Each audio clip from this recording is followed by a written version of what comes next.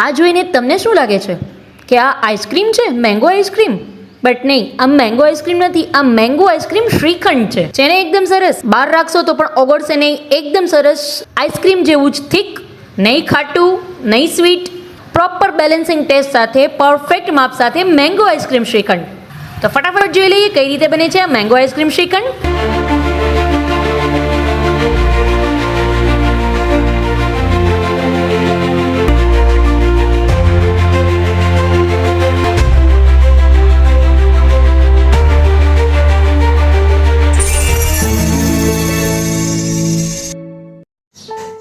મારું જે રેગ્યુલર દહીં છે મેં એને આ રીતે એક ઉપર મોટો પથ્થર રાખી અને આ રીતે કાણાવાળી કોઈ પણ એક ડીશ અથવા તમારી પાસે ભાતો સવાનું ચાયણું હોય તો એ પણ ચાલે, નીચે સ્ટેન્ડ મૂકીને આ રીતે મેં એને ફ્રીઝની અંદર રાખેલું હતું. માથે વજન મૂકીને એટલે બધું પાણી છે એનું એબ્ઝોર્બ થઈ જાય ને એકદમ સરસ બધું પાણી નીતરી જાય અને એકદમ સરસ આપણો જે મસ્કો છે એ બનીને તૈયાર થઈ જાય છે. મારો એકદમ સરસ દહીંનો મસ્કો છે, જુઓ તમે કેટલો સરસ મારો દહીંનો મસ્કો બનીને રેડી છે. ઘણી વખત શું થાય છે કે દહીં તમે આ રીતે બારે પોટલી વાળીને મૂકો છો ને નીતરવા માટે, તો શું થાય કે અત્યારે ઉનાળો છે, ગરમીનું પ્રમાણ ખૂબ જ વધારે છે, તો તમે જ્યારે બારે આ રીતે દહીંને મૂકશો ને નીતરવા માટે તો શું થાય છે કે તમારું દહીં જે છે એ ખાટું થઈ જશે. હવે તમારું શ્રીખંડ છે એ ખાટું મજા ના આવે, તો ખાટું ન કરવું હોય તો એના માટે મારી જેમ આ રીતે પોટલી વાળી અને ફ્રીઝની અંદર નીતરવા માટે મૂકી દેજો, એટલે એનું પાણી પણ વધારાનું નીકળી જાય અને ખાટું પણ ન થાય. હવે આ રીતે કોઈ પણ એક બાઉલની અંદર બાઉલની ઉપર આ રીતે એક ચાળણી મૂકી અને એની અંદર ચમચીની મદદથી આપણે 1 ચમચી જેટલો પહેલા આપણો મસ્કો એડ કરશું. દહીંનો જે મસ્કો છે એ 1 ચમચી દહીંનો મસ્કો એડ કરશું, તો સાથે સાથે 1 ચમચી જેટલું હું એની ઉપર તપકીર એડ કરું છું અને બંનેને એકદમ સરસ આ રીતે મેશ કરી અને ચાણાની મદદથી આપણે બધું કાઢી લેશું, એટલે આમાં એક પણ જાતના લમ્સ ન રહી જાય ને એકદમ સરસ સ્મૂથ એવું તમારું શ્રીખંડ બનીને તૈયાર થઈ જાય. આપણે આજે આઈસ્ક્રીમ શ્રીખંડ બનાવીએ છીએ, નોર્મલ શ્રીખંડ નહીં. નોર્મલ શ્રીખંડ તો તમે ટ્રાય પણ કરી હશે નો ડાઉટ, પણ આજે આપણે આઈસ્ક્રીમ શ્રીખંડ બનાવીએ છીએ, તો એના માટે આ જ રીતે પ્રોપર ફોલો કરજો એટલે એકદમ સરસ બનીને તમારું રેડી થશે. ફરી પાછું સેમ પ્રોસેસ, જેટલો પણ તમારી પાસે મસ્કો છે એની ઉપર આ રીતે 1 ચમચી તમારો મસ્કો લેવાનો અને 1 ચમચી તપકીર લેવાની અને આ રીતે બંનેને ચાળણીની મદદથી આ રીતે એકદમ સરસ. હવે આ બીજી એક તમને ટિપ્સ આપું છું, આને તમે ક્યારે હાથની મદદથી ચાળણીમાંથી નહીં કાઢજો, બીકોઝ હાથમાં જો ગરમીનું પ્રમાણ હોય ને તો ઈ શું થઈ જશે, દહીં તમારું થોડું પાણી છોડી દેશે. માટે હાથની મદદથી ક્યારે પણ એને મેશ કરીને નહીં કાઢવાનું, એ ભૂલ ક્યારેય ન કરતા. ચમચીની મદદથી જ આ રીતે નોર્મલી એને તમારે ચાણાની અંદરથી કાઢવાનું, એટલે ક્યારે એ પાણી ન છોડી દે અને એકદમ સરસ તમારો મસ્કો છે એ જેવો મસ્કો તમે બાંધ્યો છે, પાણી નીતર્યું છે, એ પાછું પાણી ન છોડી દે એના માટે ચમચીની મદદથી જ આ રીતે તમારે એને મેશ કરવાનું. સેમ આ જ પ્રોસેસથી બધો મારો મસ્કો છે હું આની અંદર કાઢી લઈશ. પહેલા તમે જ્યારે ઘરે શ્રીખંડ બનાવો છો ને તો ઘણી વખત તમારે શું થતું હોય છે કે શ્રીખંડ છે એ ઢીલું રહી જાય છે, રાઈટ? તો મતલબ કે તમે ફ્રીઝની અંદર જ્યારે સુધી સ્ટોર રાખો છો ત્યાં સુધી એકદમ સરસ માપનું જોઈએ છે, પણ જેવું ફ્રીઝમાંથી તમે બહાર કાઢો છો કે એકદમ ઢીલું થઈ જાય છે. હવે ઢીલું થવાનું કારણ શું હોય? એના 2 રીઝન છે. એક તો તમે એની અંદર જે તપકીરનું પ્રમાણ એડ કરો છો એ પ્રોપર નહીં હોય.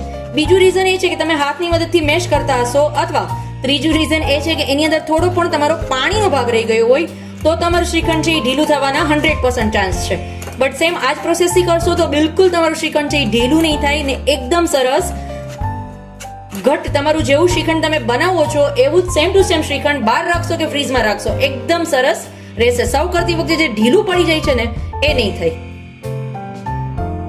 ફ્રેન્ડ્સ, બીજી એક વાત, જ્યારે પણ આ રીતે આપણે ચાળણાની મદદથી આપણે બધું દહીં આપણી તપકીર જે પ્રમાણ મેં કીધું એ રીતે આપણે મેશ કરીએ છીએ, બધું કાઢીએ છીએ, તો સાથે સાથે એની અંદર આપણે શુગર પણ એડ કરી દેશું. હવે હું સ્ટાર્ટિંગમાં તમને બતાવું શુગર એડ કરવી રહી ગઈ છે, બટ તમને હું અત્યારે લાસ્ટમાં બતાવી દઉં છું કે જેટલી ચમચી 1 ચમચી તમે દહીં લ્યો છો તો સામે 1 ચમચી તપકીર નાખો છો તો એની જ સાથે 1 ચમચી તમારે શુગર એડ કરવાની, એટલે એકદમ સરસ છે એ તમારો મસ્કો છે એ એકદમ સરસ શ્રીખંડ બનીને રેડી થઈ જશે.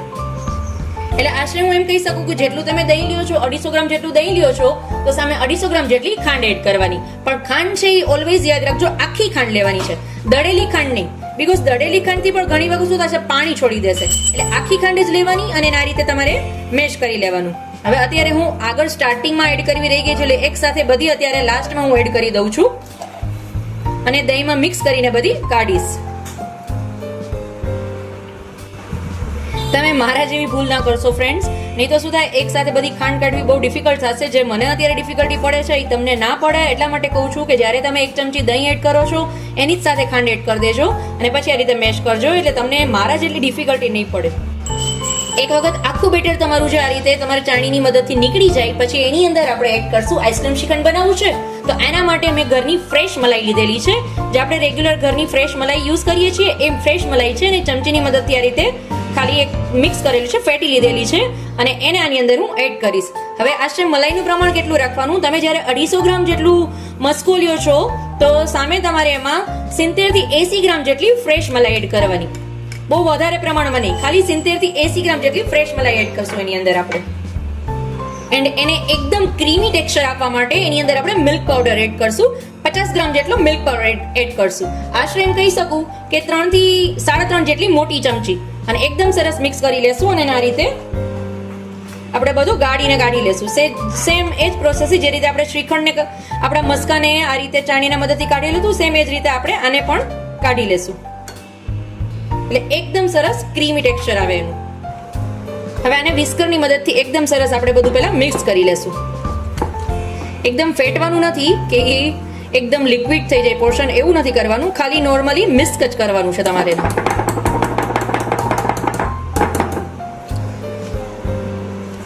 કે પ્રોપર તમારી મલાઈ અને મસ્કો તમારો મિક્સ થઈ જાય, બસ લાઇટલી.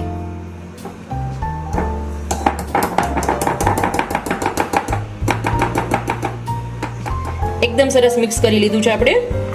હવે તમારે કોઈ પણ ફ્લેવરમાં અહીંયા તમારું શ્રીખંડ બનાવવું છે, આઈસ્ક્રીમ શ્રીખંડ કોઈ પણ ફ્લેવરનું કેમ ન હોય, તમારો બેઝ આ રીતે તમે બનાવી લેશો પછી એની અંદર તમારે ખાલી ફ્લેવર જ એડ કરવાની રહેશે. અત્યારે આપણે મેંગો ફ્લેવરનું છે એ આઈસ્ક્રીમ શ્રીખંડ બનાવવાનું છે, એટલા માટે આની અંદર હું અત્યારે સૌથી પહેલા આઈસ્ક્રીમ શ્રીખંડ જે મેઇન એનો બેઝ છે, મેઇન બેઝમાં હજી એક વસ્તુ ઘટે છે, એ છે વેનીલા એસેન્સ. તો ખાલી હું એક ડ્રોપ હું વેનીલા એસેન્સ આની અંદર એડ કરું છું કે જેનાથી એકદમ સરસ આઈસ્ક્રીમ જેવું છે એનો ટેસ્ટ, સ્મેલ અને લુક બંને આવે. હવે આને એકદમ સરસ આપણે મિક્સ કરી લેશું. બીકોઝ મારું આઈસ્ક્રીમ શ્રીખંડ છે તો એનો જે મેઇન બેઝ છે એ તો પ્રોપર આઈસ્ક્રીમ રિલેટેડ હોય, રાઈટ? તો એના માટે હું ખાલી એક ડ્રોપ વેનીલા એસેન્સ નાખું છું. હવે તમારે કોઈ પણ ફ્લેવર એડ કરવો હોય, ફોર એક્ઝામ્પલ ફ્રૂટ ફ્લેવર બનાવવું છે, ડ્રાય ફ્રૂટ ફ્લેવર બનાવવું છે, જે પણ તમારે એડ કરવું હોય એ આની અંદર તમે એડ કરી શકો છો. બટ આ બેઝને પ્રોપર હજી સેટ થવા દેશું આપણે. આને હું ખાલી 1 કલાક માટે ફ્રીઝની અંદર સેટ થવા દઈશ.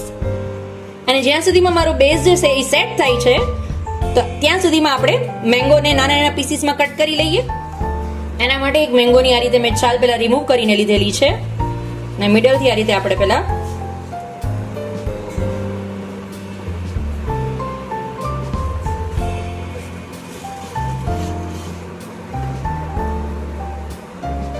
એકદમ સરસ ફાઇનલી એને આપણે ચોપ કરી લેશું.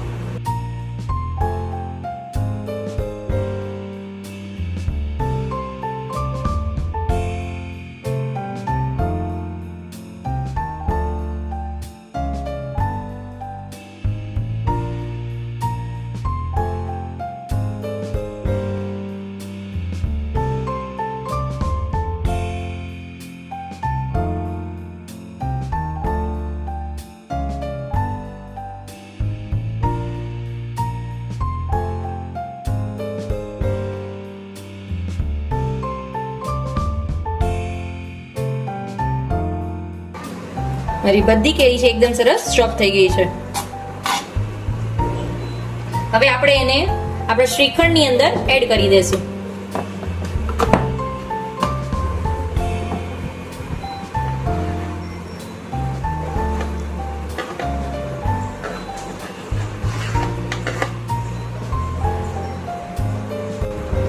અને એકદમ સરસ એને મિક્સ કરી લેશું.